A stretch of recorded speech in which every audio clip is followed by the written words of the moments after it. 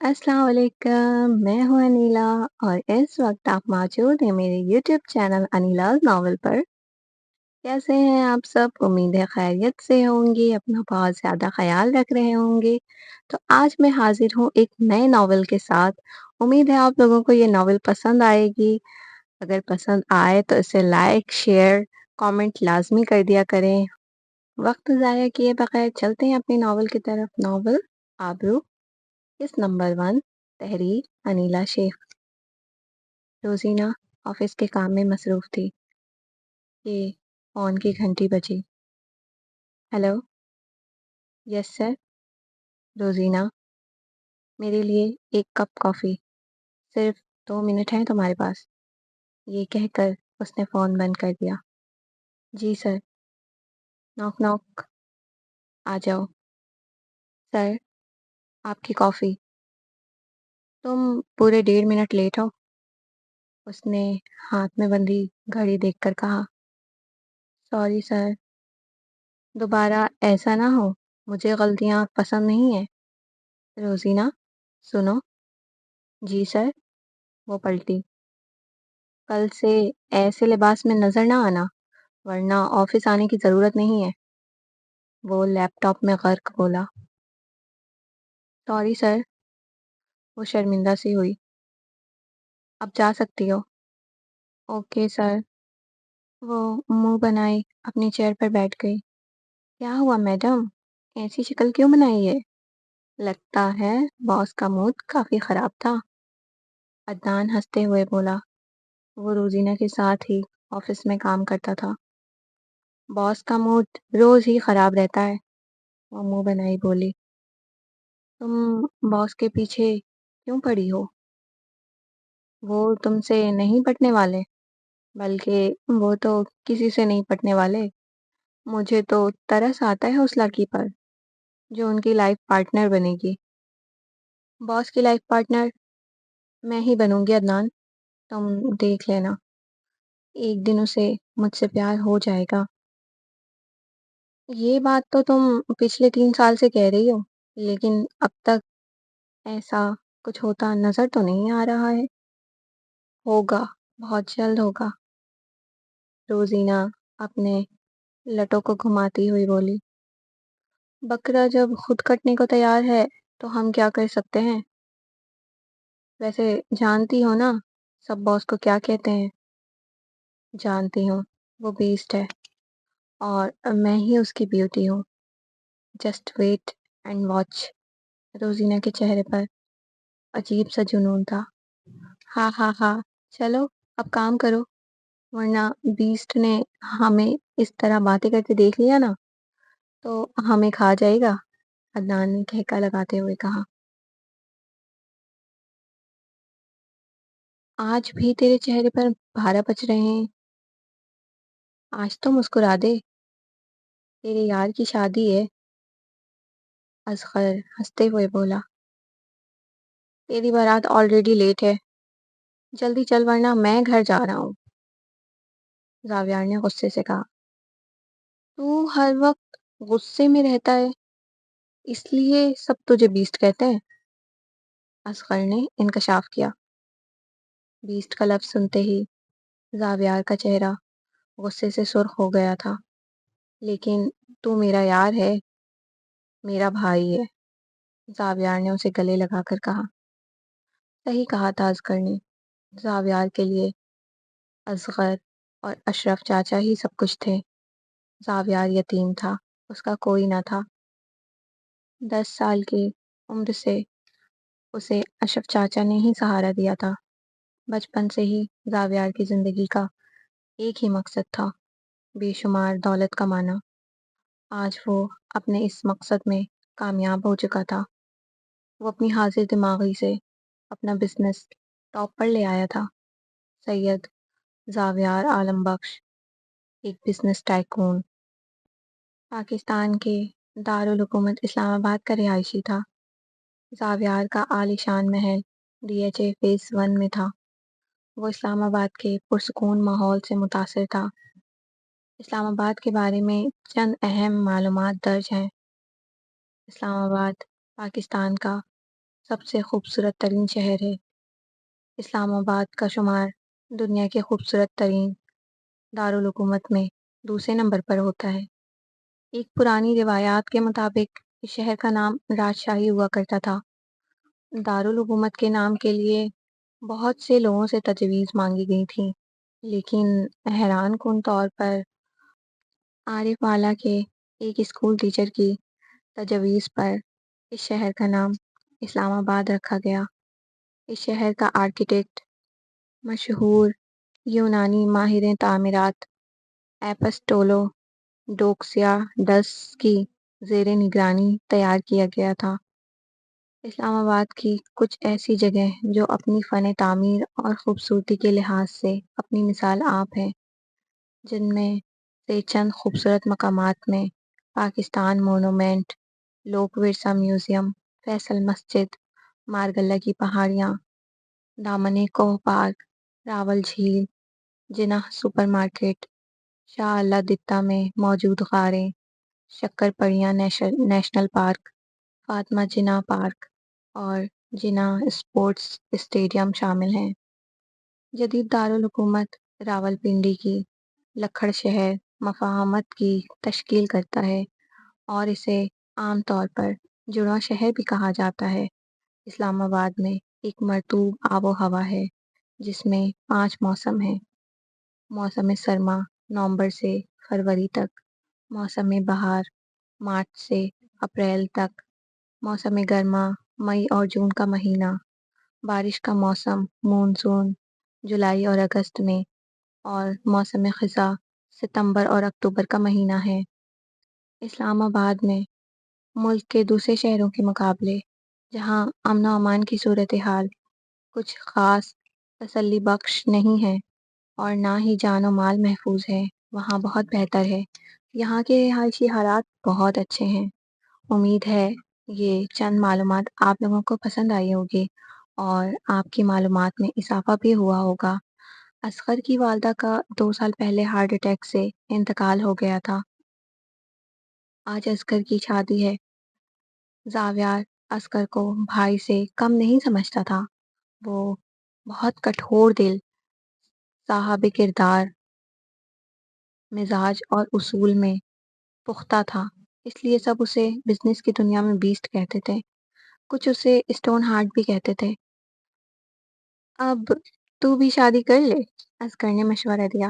ہاں ہاں ہاں، شادی اور میں، یہ ناممکن ہے۔ آخر کیوں ناممکن ہے؟ کیونکہ آج تک ایسی کوئی لڑکی پیدا ہی نہیں ہوئی جس سے سید زاویار عالم بخش کو محبت ہو جائے۔ زاویار نے بڑے ہی تکبرانہ انداز میں کہا، میری جان، جس دن تمہیں کسی سے سچی محبت ہو گئی نا، تو پھر صحرا صحرا بھٹکو گے، وہ دن کبھی نہیں آئے گا۔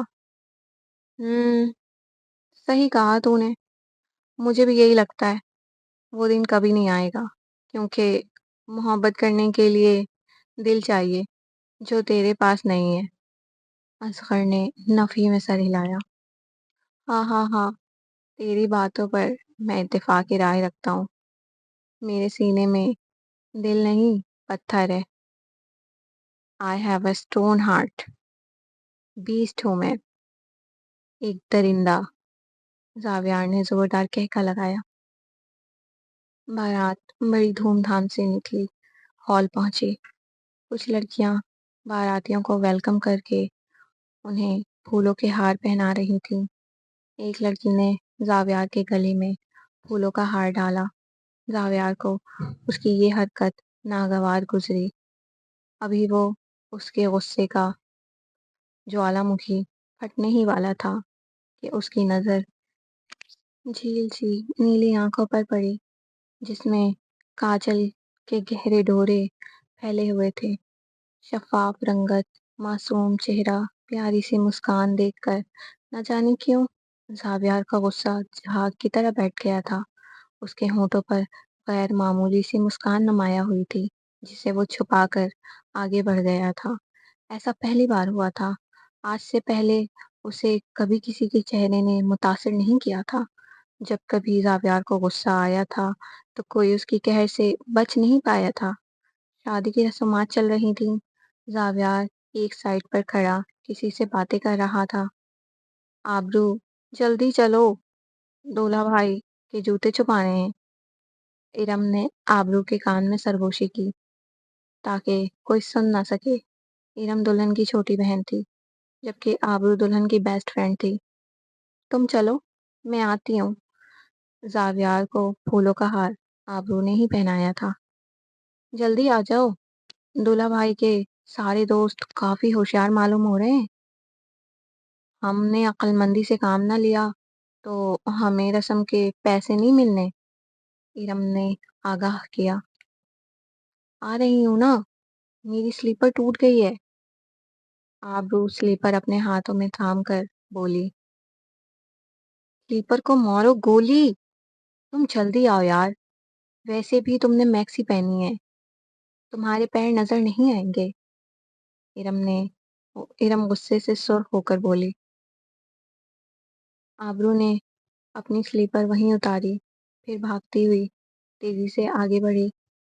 وہ جلد بازی میں دوڑتی ہوئی زاویار کے سینے سے ٹکرائی۔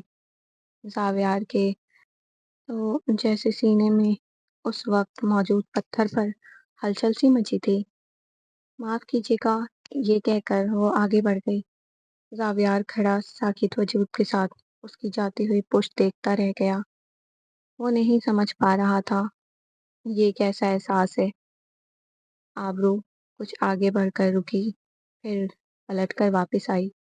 زاویار کھڑا دیکھ رہا تھا، چہرے پر ہلکی سی مسکان نمایاں ہوئی تھی۔ زاویار کی گھڑی میں اس کا دوپٹہ اٹک گیا تھا، اس لیے وہ اپنا دوپٹہ کھینچنے لگی۔ زاویار کا دھیان گیا تو اس نے یکدم ہی اس کا دوپٹہ نکال کر اس کے ہاتھ میں تھما دیا۔ چٹاخ! ابھی وہ کچھ کہتا یا سمجھ پاتا، آبرو نے ایک زوردار تماچا اس کی گال پر جڑ دیا۔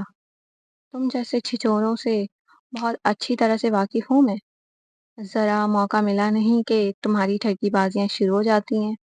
اس نے بنا سوچے سمجھے زاویار کو تپڑ مار کر اتنی باتیں سنائی دی تھیں۔ ہال کے سارے مہمان خاموشی سے یہ تماشا دیکھ رہے تھے۔ وہاں موجود ہر شخص جانتا تھا کہ زاویار کس قدر غصے والا ہے۔ آبرو نے انجانے میں شیر کے منہ میں ہاتھ ڈال کر اسے للکارا تھا۔ زاویار عالم بخش کی آنکھوں میں خون اتر آیا تھا۔ اس نے پوری قوت سے اپنی مٹھی دبائی۔ آج سے پہلے کسی نے ایسی جرأت نہ کی تھی۔ وہ خون کا گھونٹ پی کر رہ گیا تھا، کیونکہ وہ اپنے بھائی جیسے دوست کی شادی کا فنکشن کسی طور خراب کرنا نہیں چاہتا تھا، اس لیے اس نے خاموشی اختیار کر لی تھی۔ جبکہ آبرو وہاں سے جا چکی تھی، تقریب ختم ہو چکی تھی، باراتی دلہن کو لے کر لوٹ چکے تھے۔ زاویار شدید غصے میں تھا، اس لیے وہ ڈائریکٹ اپنے گھر آ چکا تھا۔ اماں، میں کالج جا رہی ہوں۔ صبح کے 8 بجے آبرو کالج کے لیے تیار کھڑی تھی۔ ناشتہ تو کرتی جاؤ۔ اماں، ناشتے کی وجہ سے میں کلاس کے لیے لیٹ ہو جاؤں گی۔ بیٹا، ناشتہ کر کے جاؤ، بھوکے پیٹ کالج میں پڑھائی کیسے کرو گی؟ پیسے تو نہیں ہے کہ میں تمہیں دے دوں کہ باہر کچھ کھا لینا، گھر کے حالات سے تم اچھی طرح واقف ہو۔ آبرو بنا کچھ کہے ناشتہ کرنے بیٹھ گئی۔ آبرو کا تعلق نیچی اقتصادی طبقہ سے تھا۔ رضیہ بیگم لوگوں کے گھروں میں کام کیا کرتی تھیں، جس سے ان کے گھر کا خرچہ چلتا تھا۔ آبرو بچوں کو ٹیوشن پڑھا کر اپنے کالج کی فیس ادا کیا کرتی تھی۔ آبرو کے والد شفیع صاحب فالج کی وجہ سے ایک ہاتھ اور پاؤں سے معذور تھے۔ وہ گھر کی صحن میں رکھی چارپائی پر لیٹے رہتے تھے۔ آبرو اپنے والدین کی اکلوتی بیٹی تھی۔ وہ بہت پرکشش اور حسن و جمال کا پیکر تھی۔ جھیل سی گہری نیلی آنکھیں، دودھیا شفاف رنگت، معصوم چہرہ، گلاب کی پنکھڑیوں جیسے ہونٹ، نازک وجود، پرستان کی کسی پری سے مشابہت رکھنے والی دوشیزہ تھی۔ گھر سے جب وہ باہر نکلتی تو اکثر آوارہ لڑکے اس کے ساتھ چھیڑخانی کیا کرتے تھے۔ کیونکہ آبرو ایک دلیر لڑکی تھی، اس لیے وہ ان لڑکوں سے ڈرنے کے بجائے انہیں منہ توڑ جواب دیا کرتی تھی۔ وہ اس بات سے اچھی طرح واقف تھی کہ باپ معذور ہے، بھائی کا سہارا نہیں ہے، اسے اکیلے ہی اس دنیا کا مقابلہ کرنا ہے۔ اچھا اماں، اب میں کالج جا رہی ہوں۔ آبرو ناشتے سے فارغ ہو کر گھر سے نکلی۔ ابھی وہ اسٹاپ کے کچھ دور ہی تھی کہ اس کے سامنے ایک وین آ کر رکی۔ کچھ لوگوں نے وین سے باہر نکلے، پھر آبرو کو گھیر لیا۔ سب نے اپنے اپنے چہروں پر ماسک پہنا ہوا تھا۔ دو لوگوں نے آبرو کا ہاتھ پکڑا۔ ابھی وہ اپنے بچاؤ کے لیے کچھ کرتی یا چلاتی، اسے اتنا موقع دیے بغیر ہی ان میں سے ایک نے اسے کلوروفارم والی رومال اس کے منہ پر رکھ کر اسے بے ہوش کر دیا۔ پھر وہ لوگ آبرو کو وین میں بٹھا کر وہاں سے فرار ہو گئے۔ بھائی، لڑکی ہمارے قبضے میں ہے، ولی نامی شخص نے کسی سے فون پر بات کی۔ ٹھیک ہے، اسے وہیں لے آؤ۔ جو حکم بھائی۔ ولی نے فون بند کیا۔ رضیہ بیگم کام سے لوٹی تو آبرو گھر پہ موجود نہ تھی۔ آبرو کہاں ہے؟ رضیہ بیگم نے شفیع صاحب سے پوچھا۔ وہ کالج سے اب تک گھر نہیں لوٹی ہے، میں جب سے پریشان ہوں، شفیع صاحب نے کہا۔ کہاں چلی گئی؟ بغیر بتائے تو وہ کہیں نہیں جاتی ہے، رضیہ بیگم نے فکر مندی سے کہا، کیونکہ آبرو رضیہ بیگم کے لوٹنے سے پہلے ہی گھر آ جایا کرتی تھی۔ دونوں کافی دیر تک آبرو کا انتظار کرتے رہے، لیکن اس کی کوئی خبر نہ تھی۔ اب شام ہونے والی تھی۔ رضیہ بیگم کی پریشانی بھی بڑھنے لگی۔ مجھے بہت گھبراہٹ ہو رہی ہے، شام ہو چکی ہے، اتنا وقت تو وہ کبھی کہیں نہیں لگاتی۔ میں جاتی ہوں اس کی سہیلیوں کے گھر، معلوم کرتی ہوں۔ یہ کہہ کر رضیہ بیگم اپنی چادر اوڑھ کر نکل گئیں۔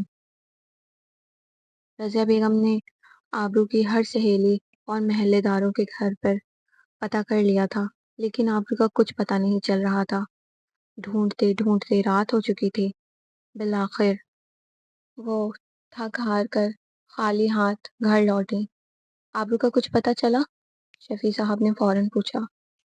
نہیں ملی وہ، نہ جانے کہاں چلی گئی ہے، کس حال میں ہوگی، میں کہاں ہوگی میری بچی، مجھے تو عجیب وحشت زدہ وسوسے آ رہے ہیں، رضیہ بیگم روتے ہوئے بولی۔ اللہ اس کی حفاظت کرے، پریشان نہ ہو، آ جائے گی، ہو سکتا ہے کسی ضروری کام کی وجہ سے کہیں گئی ہو، شفیع صاحب نے تسلی دی۔ حالانکہ وہ خود بھی بے حد پریشان تھے، لیکن ان سے رضیہ بیگم کی حالت دیکھی نہیں جا رہی تھی۔ آبرو کو ہوش آیا تو وہ ایک خالی کمرے میں کرسی سے بندھی ہوئی تھی، جہاں مدھم سی روشنی والا ایک بلب چل رہا تھا۔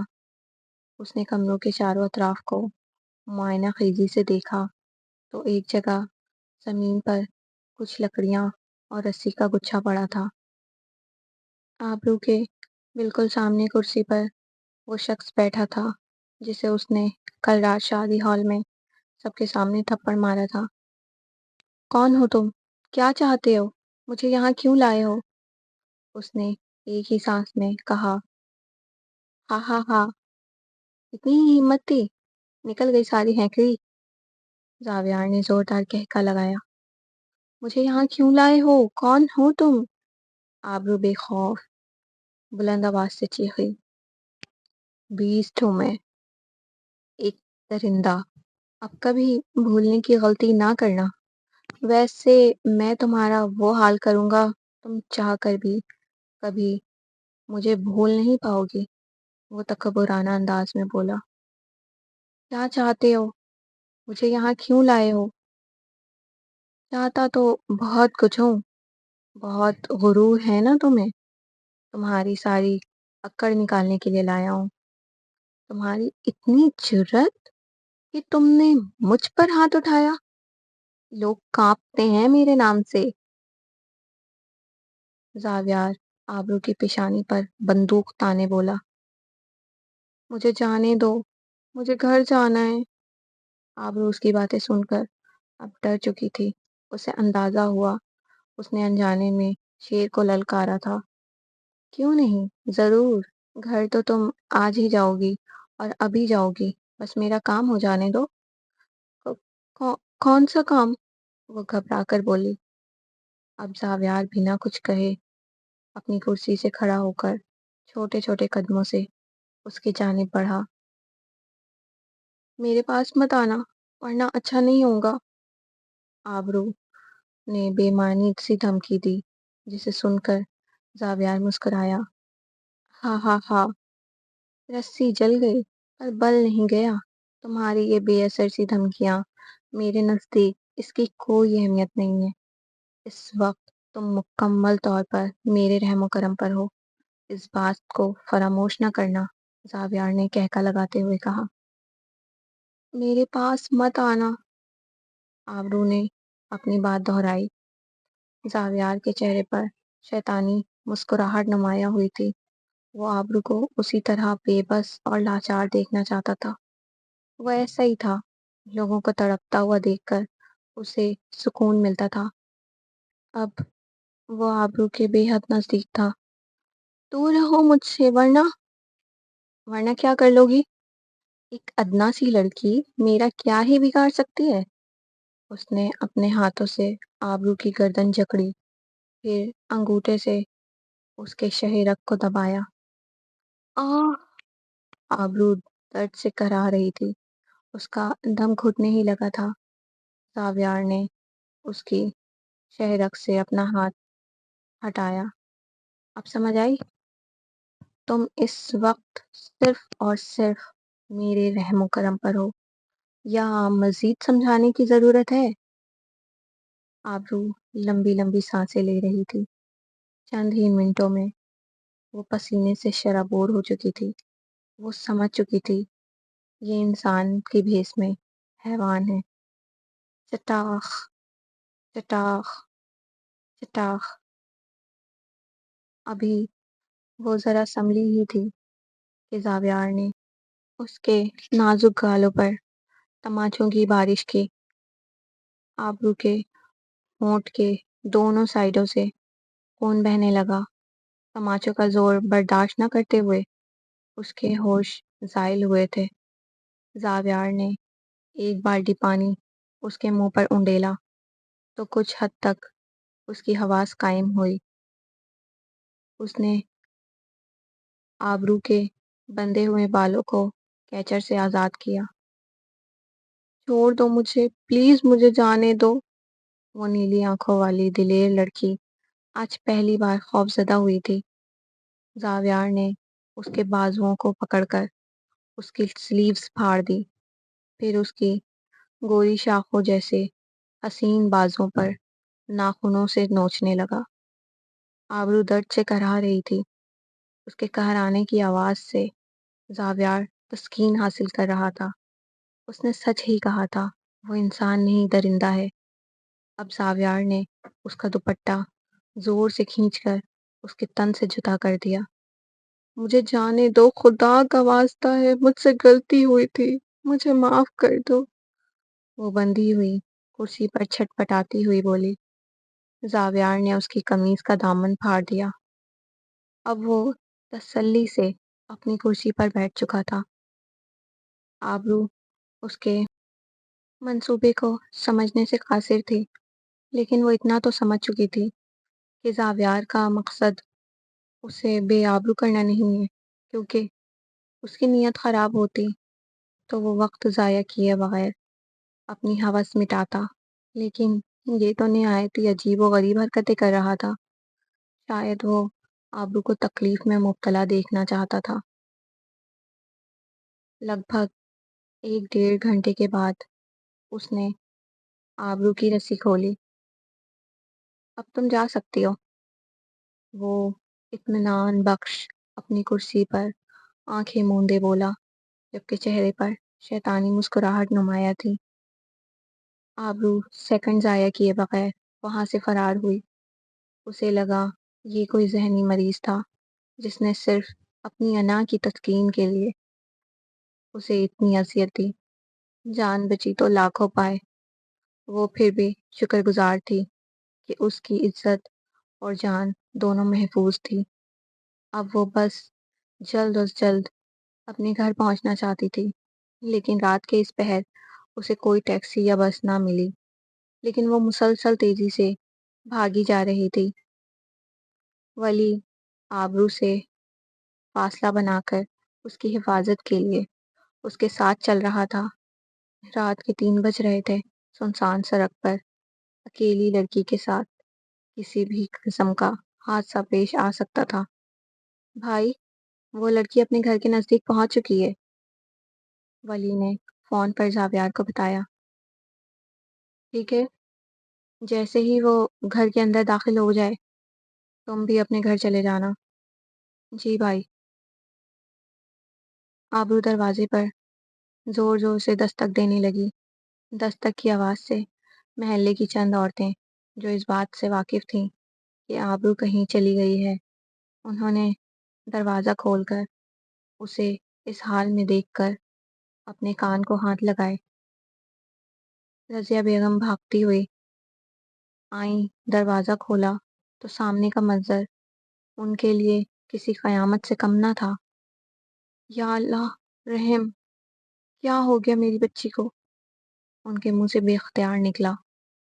آبرو کے پھٹے ہوئے کپڑے، بازوؤں پر ناخنوں کے نشانات، ہونٹوں سے بہتے ہوئے لہو، ڈرا سہما چہرہ چیخ چیخ کر گواہی دے رہا تھا کہ آبرو اب بے آبرو ہو چکی ہے۔ رضیہ بیگم نے اس کے آدھ ننگے جسم پر یکدم چادر ڈالی۔ ہائے، اب چادر ڈال کر کیا فائدہ؟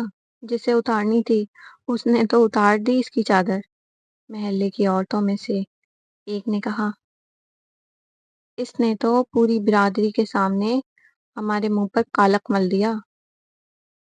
یہ آپ لوگ کیا اناپ شناپ بولی جا رہی ہیں؟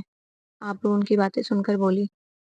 ڈھٹائی تو دیکھو ذرا اس لڑکی کی، عزت گنوا کر بھی ذرا ملال نہیں ہے۔ اندر چلو۔ محلے کی عورتیں کی باتیں سن کر رضیہ بیگم آبرو کا بازو کھینچ کر اسے گھر کے اندر لے آئیں۔ بھاگنے کی وجہ سے آبرو کی سانسیں پھول رہی تھی۔ رضیہ بیگم نے اسے پانی پلایا۔ شفیع صاحب نے بھی آبرو کی ایسی حالت دیکھ کر بہت پریشان ہوئے۔ سب برباد ہو گیا، غریب کے پاس سوائے عزت کے ہوتا ہی کیا ہے؟ وہ بھی لٹ گئی، ہم کسی کو منہ دکھانے کے قابل نہیں رہے۔ رضیہ بیگم سینہ پیٹ کر بولی۔ اماں، آپ کیا بول رہی ہیں؟ سب ختم ہو گیا، ہم کس کس کو جواب دیں گے؟ اب کون تجھ سے شادی کرے گا؟ رضیہ بیگم مسلسل روئی جا رہی تھی۔ اماں، کیا ہو گیا ہے؟ کوئی عزت نہیں گئی، آپ کی آبرو محفوظ ہے، وہ جیسی گئی تھی ویسی ہی لوٹی ہے۔ کوئی دماغی مریض تھا، اس نے مجھے باندھ کر رکھا تھا، مجھے پریشان کیا، لیکن میری عزت پر ہاتھ نہ ڈالی۔ آبرو نے تفصیل سے آگاہ کیا۔ آبرو کا حلیہ اس کے بیان کے بالکل برعکس تھا۔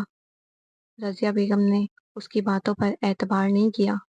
وہ یہ سمجھ رہی تھی کہ ہم پریشان نہ ہوں اس لیے آبرو اصل بات چھپا رہی ہے، در حقیقت وہی ہے جو ہمیں نظر آ رہا ہے۔ آبرو بہت مطمئن تھی، یہ سوچ کر ہی شکر کا کلمہ پڑھ رہی تھی کہ وہ اس دماغی مریض کے چنگل سے آزاد ہو گئی تھی۔ اس نے شاور لیا، پھر کمرے میں سونے چلی گئی، جبکہ رضیہ بیگم اور شفیع صاحب اس کے اس طرح پرسکون ہونے پر کافی حیران تھے۔ پہلے ایپیسوڈ کا اختتام ہوا۔ آپ لوگوں کو یہ ایپیسوڈ کیسی لگی؟ اپنی رائے کا اظہار کامنٹ سیکشن میں ضرور دیا کریں، اس سے میری حوصلہ افزائی ہو جاتی ہے۔ آپ کا ایک لائک اور ایک کامنٹ میرے لیے انرجی ڈرنک کا کام کرتا ہے۔ اگر آپ لوگوں کو میری ویڈیو پسند آتی ہے تو میری ویڈیو کو لائک کریں، چینل کو سبسکرائب کریں اور بیل آئیکن کے بٹن کو لازمی پریس کریں تاکہ میری ہر آنے والی ویڈیو آپ کو پر وقت مل سکے۔ اپنا بہت زیادہ خیال رکھیے گا، مجھے اپنی دعاؤں میں یاد رکھیے گا۔ کل پھر سے ایک دھماکے دار ایپیسوڈ کے ساتھ ملتے ہیں۔ اللہ حافظ۔